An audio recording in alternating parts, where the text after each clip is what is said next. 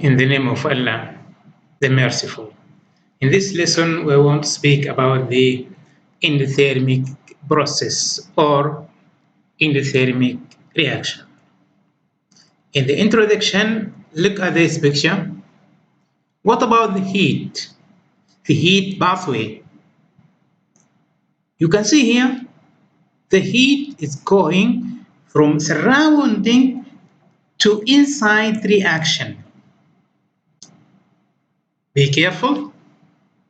The heat going from surround the eyes to inside the eyes. That means going from environment, from surrounding to the reaction. So when the energy going in this pathway, the reaction is called endothermic reaction. Look at here. So in endothermic reaction, the energy going from the environment to the system. And this is opposite of exothermic reaction, because the exothermic reaction is when the heat going from the system or reaction to the environment, and the energy or the heat is rise in the surrounding. But here the heat is decrease in the surrounding. We have two objectives. Number one, in this lesson we want to understand the concept of the endothermic. What is the meaning of endothermic reaction or endothermic process? And number two, to explain the example of endothermic reaction in our life. In our life, this lesson is related from our life. We want to see which example we can see the exothermic reaction in our life. In summary, the chemical reaction take place or take heat from their surrounding.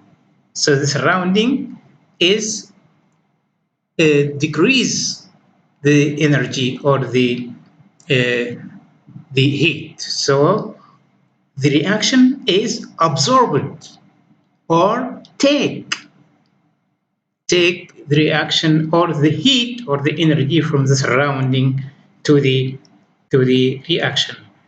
Number two, the endothermic reaction is opposite of exothermic reaction. It is very clear, because the exothermic reaction, in the exothermic reaction, the energy is going from what? From the system to the surrounding. But here, the opposite, the energy or heat going from surround to inside the system. When endothermic reaction takes place, the temperature decrease. And this is the opposite of exothermic reaction, because in exothermic reaction, the temperature in surrounding is what? Is increased. But here, in endothermic reaction, the temperature is decreased in surrounding and not in the system. Summary 2, no energy available, no endothermic reaction, because the exothermic reaction depends on what? On the energy. When there is an energy, this process can takes place. But there is no energy, so this reaction cannot take place. The endothermic reaction need energy to take place. To take place, the energy is needed.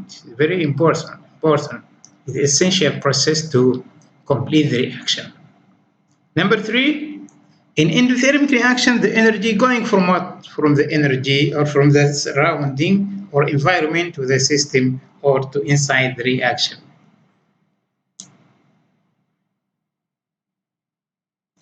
Now we want to study the example of endothermic reaction. Look at here. Very clear to know the melting process. And this is available in our life. When we put ice, this ice is melt. That means going from what? Going from solid to the liquid. Look at here. In a change of a solid into a liquid, that is called what process? Melting process. When heat is applied, considered as endothermic reaction.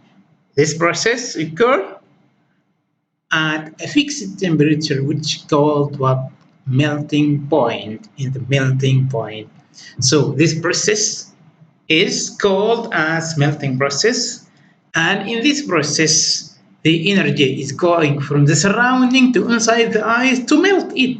So this is example of endothermic reaction in our life, and there is different reaction like this in our life.